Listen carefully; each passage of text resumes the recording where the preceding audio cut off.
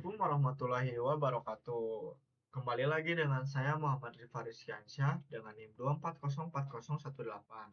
Di sini saya akan menjelaskan mengenai sistem koordinat geografis dan sistem koordinat UTM atau Universal Transfer Mercator yang ada di mata kuliah survei dan pemetaan. Oke, yang pertama itu apa sih sistem koordinat?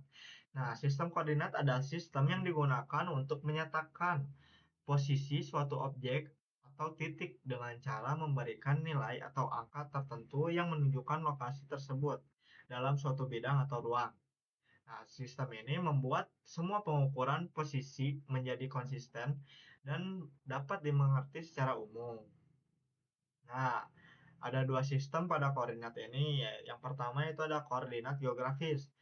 Koordinat geografis merupakan suatu sistem yang berfungsi untuk menentukan letak suatu titik di permukaan bumi dengan cara memanfaatkan dua komponen utama, yaitu garis lintang dan garis bujur.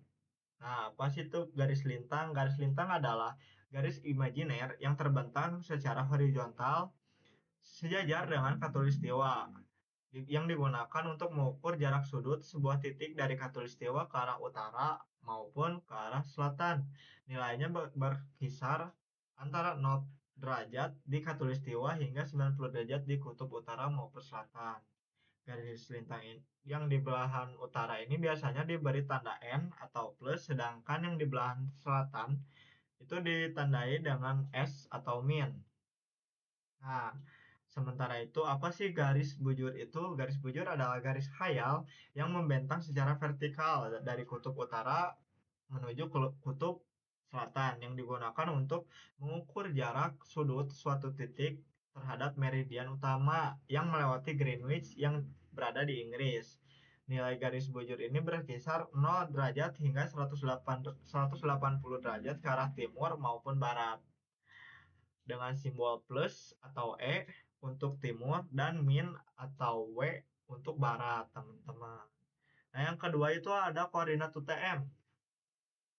Koordinat sistem UTM ini atau Universal Transfer Mercator adalah sistem koordinat yang digunakan untuk memetakan permukaan bumi dalam bentuk bidang datar menggunakan satuan meter sehingga mudah digunakan untuk pengukuran dan analisis jarak, teman-teman. Sistem ini membagi seluruh permukaan bumi menjadi 60 zona vertikal, masing-masing selebar 6 derajat bujur. Nah, sehingga setiap zona memiliki peta sendiri yang meminimalkan distorsi. Nah, ada juga kelebihan teman-teman di sistem ini. Yang pertama itu satuan meter. Nah, pada sistem ini karena menggunakan satuan meter, jadi memudahkan perhitungan jarak langsung di permukaan peta. Nah, yang kedua itu setiap zona proyeksi itu meminimalkan distorsi, teman-teman, sehingga peta lebih akurat untuk aplikasi teknis. Nah, ada juga nih aturan di sistem UTM ini, teman-teman. Nah, di sistem UTM ini, maaf, untuk dari untuk yang horizontal itu semakin kita ke kiri itu semakin kecil nilainya, teman-teman. Dimulai dari 100 km hingga 900 km atau 0 sampai 1000 atau 10.000 km, teman-teman.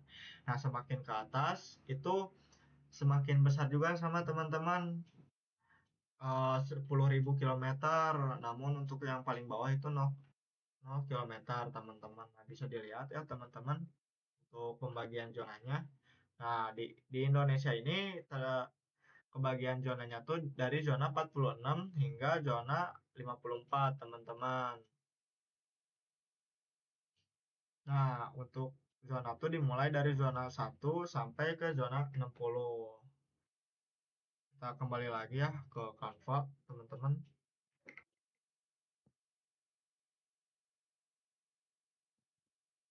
Oke, mungkin sekian penjelasan dari saya mengenai sistem koordinat geografis dan sistem koordinat UTM.